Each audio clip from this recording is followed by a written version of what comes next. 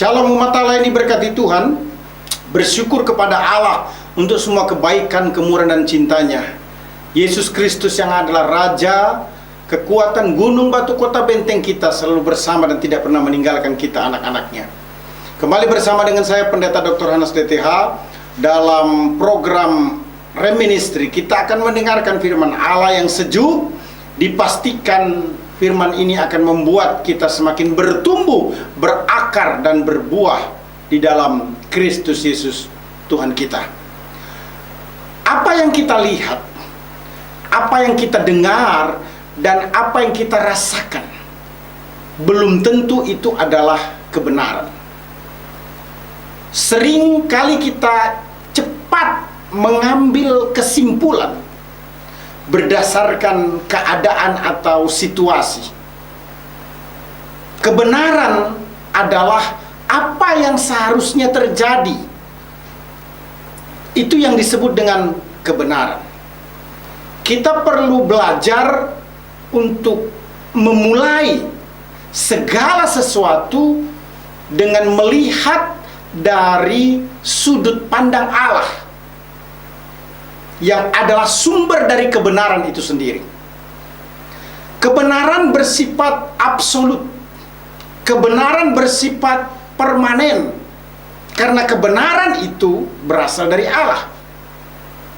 Jadi kebenaran Allah menjadi begitu istimewa, yang tentunya tidak dapat disamakan, dibandingkan, diidentikan atau ditukarkan dengan kebenaran yang lainnya.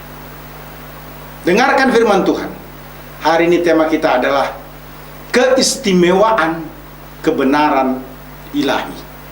Umat Allah yang diberkati Tuhan Yesus Kristus, apa yang menjadi keistimewaan dari kebenaran ilahi?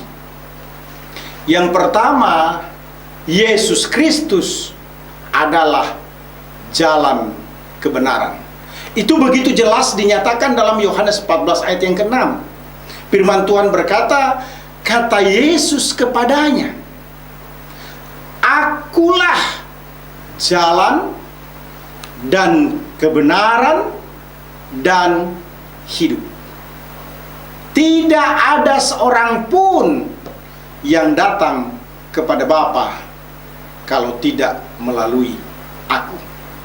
Umat Allah yang diberkati Tuhan, melalui teks Yohanes 14 ayat yang ke-6, Yesus ingin menunjukkan, Yesus ingin menyatakan bahwa dirinya adalah satu-satunya jalan kebenaran yang membawa, yang menuntun orang-orang datang kepada Bapa guna memperoleh hidup yang kekal. Kita harus mengetahui, kita harus mengenal, kita harus meyakini bahwa jalan kebenaran yang dimaksudkan itu adalah Yesus itu sendiri. Yesus yang adalah juru selamat dan penuntun hidup. Tidak ada yang lain. Saya ulangi. Jalan kebenaran itu adalah Yesus. Dia menjadi juru selamat, penuntun hidup, dan tidak ada yang lain. Jika seseorang ingin ke sorga, di tempat Bapa berada, maka jalan satu-satunya untuk mencapai sorga itu hanyalah melalui Yesus Kristus. Umat Allah yang diberkati Tuhan, pada waktu Yesus berkata, "Akulah jalan dan kebenaran", murid-murid Yesus pada waktu itu mendengarkan pernyataan Yesus dengan seksama. Dan hari ini Yesus berkata kepada kita sebagai orang percaya untuk mengenal jalan kebenaran yang sejati, yaitu Yesus Kristus saja. Dia yang menjadi jalan kebenaran itu harus diberi kesempatan. Artinya kita harus memberi diri untuk siap dituntun oleh Yesus dalam menjalani kehidupan untuk tetap terfokus fokus pada kebenaran, yaitu Yesus sendiri.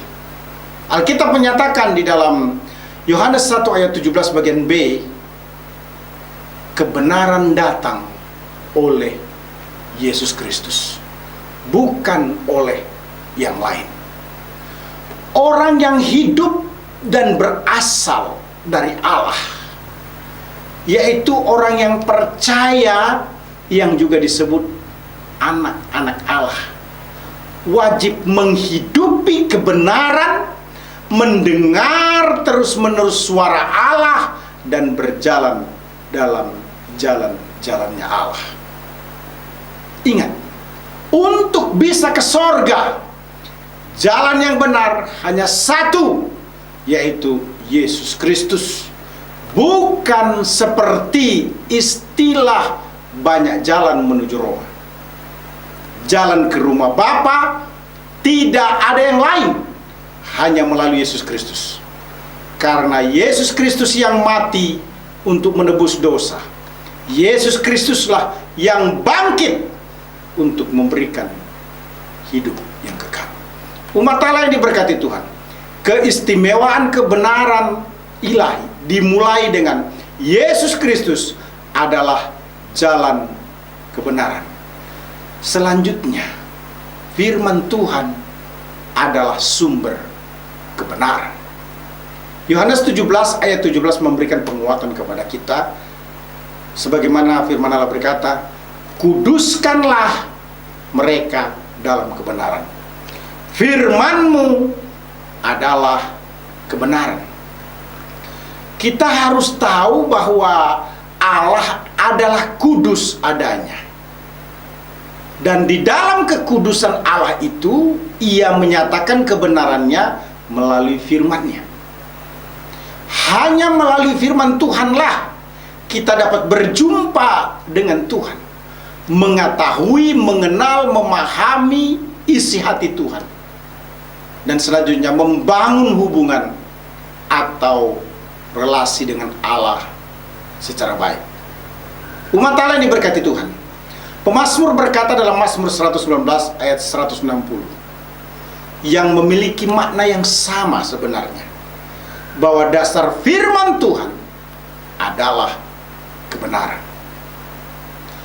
Orang-orang yang menghidupi kebenaran firman Tuhan, hidupnya akan terlihat berbeda dengan orang-orang yang hanya sekedar tahu firman Allah namun tidak menyelidiki firman Allah dengan baik. Firman Allah perlu dipelajari, dimengerti, dilakukan. Karena firman Allah itu isi hati Allah dan menjadi begitu hebat bagi kita yang percaya pada firman Allah. Setidaknya saudara-saudara, saya ingin menyampaikan 4 kehebatan firman Allah yang adalah sumber kebenaran itu. Sumber kebenaran yang absolut, yang tidak pernah salah. Pertama, firman Allah menuntun hidup kita. Mazmur 119 ayat 105 berkata, firman-Mu itu pelita bagi kakiku dan terang bagi jalanku.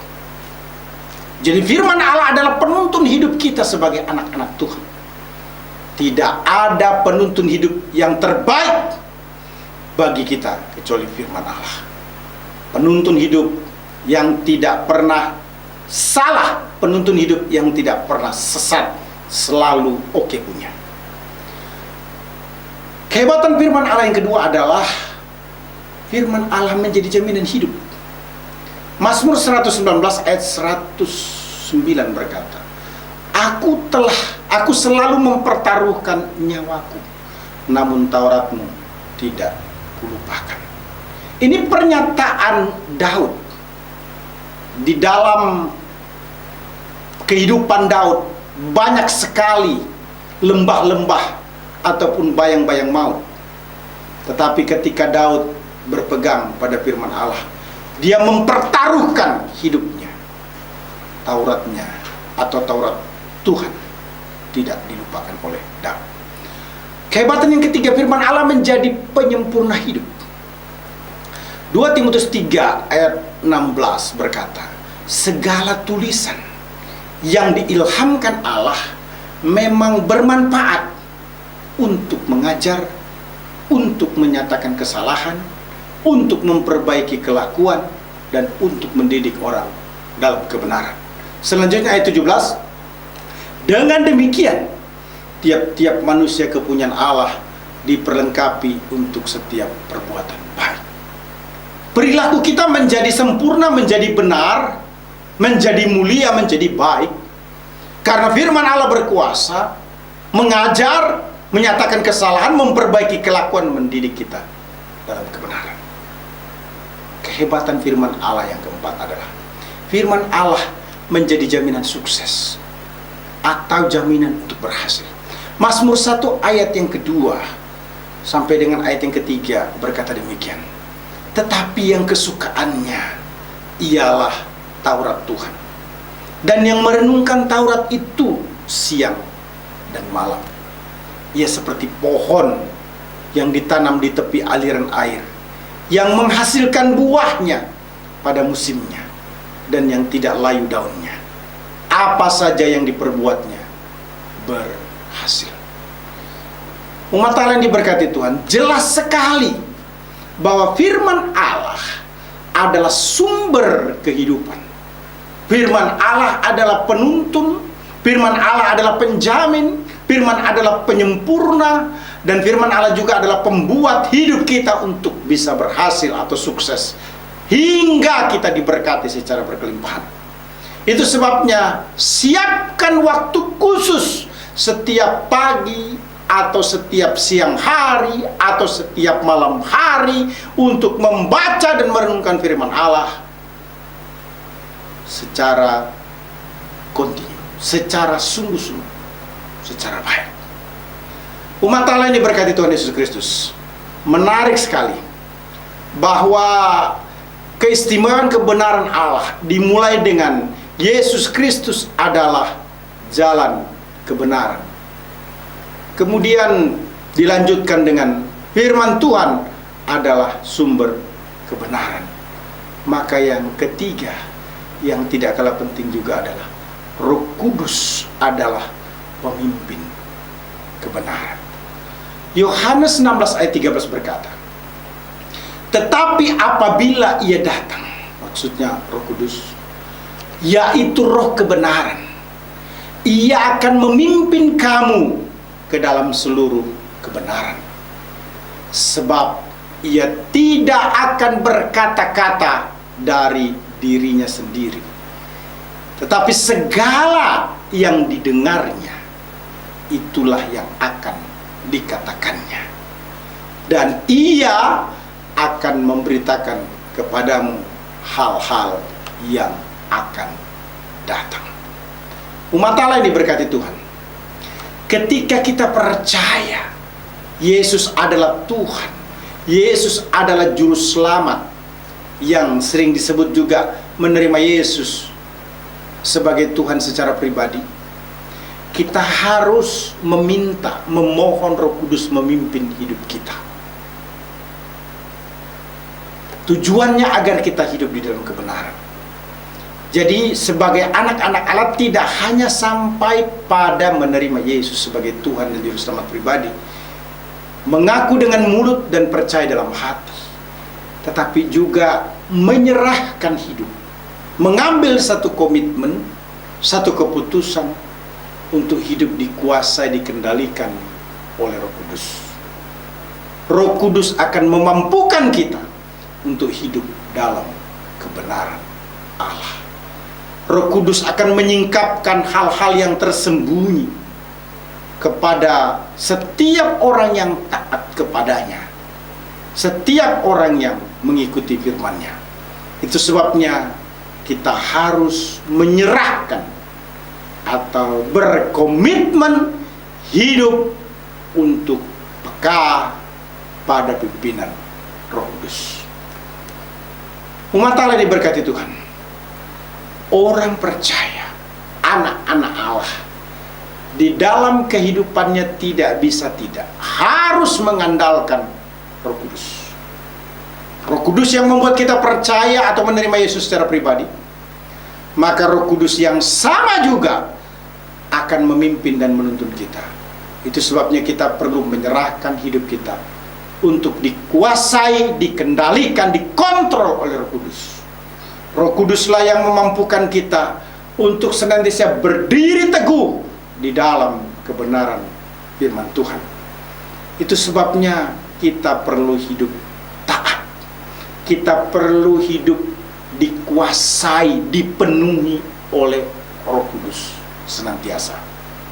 Firman Tuhan berkata dalam Efesus 5 ayat 18, dan janganlah kamu mabuk oleh anggur, karena anggur menimbulkan hawa nafsu, tetapi hendaklah kamu penuh dengan roh. Kata penuh, istilah yang dipergunakan di situ adalah pleureste. Ingin memberikan penekanan. Hendaklah kamu terus-menerus dipenuhi oleh roh. Efesus 5 ayat 18 ini dapat dikatakan merupakan satu-satunya perintah yang diilhamkan oleh Roh Kudus kepada Paulus terkait dengan Roh Kudus, bahwa setiap orang percaya harus senantiasa setiap saat dipenuhi oleh Roh Kudus. Umat Allah yang diberkati Tuhan Yesus Kristus, menarik sekali. Keistimewaan kebenaran ilahi. Ada 3 hal penting yang tidak boleh kita lupakan. Pertama, Yesus Kristus adalah jalan kebenaran. Yohanes 14 ayat yang ke-6. Tidak ada yang lain, satu-satunya, jika ingin ke sorga di tempat di mana Bapa berada, hanya melalui Yesus. Yang kedua, firman Tuhan adalah sumber kebenaran. Satu-satunya kebenaran yang tidak pernah salah, yang diilhami oleh Roh Kudus, yang berotoritas, yang tidak pernah berubah, adalah firman Tuhan. Yang ketiga, Roh Kudus adalah pemimpin kebenaran. Pemimpin yang selalu menuntun, membimbing, mengarahkan, menguasai, mengendalikan, mengontrol. Orang percaya tetap ada dalam kebenaran, tidak ada lain kecuali Roh Kudus. Sebagaimana dijelaskan oleh Yohanes 19 ayat 13. Saya percaya bahwa renungan ini memberkati kita semua. Haleluya, Immanuel, amin. Allah sanggup melakukan segala perkara, dulu, sekarang, dan selamanya. Kuasanya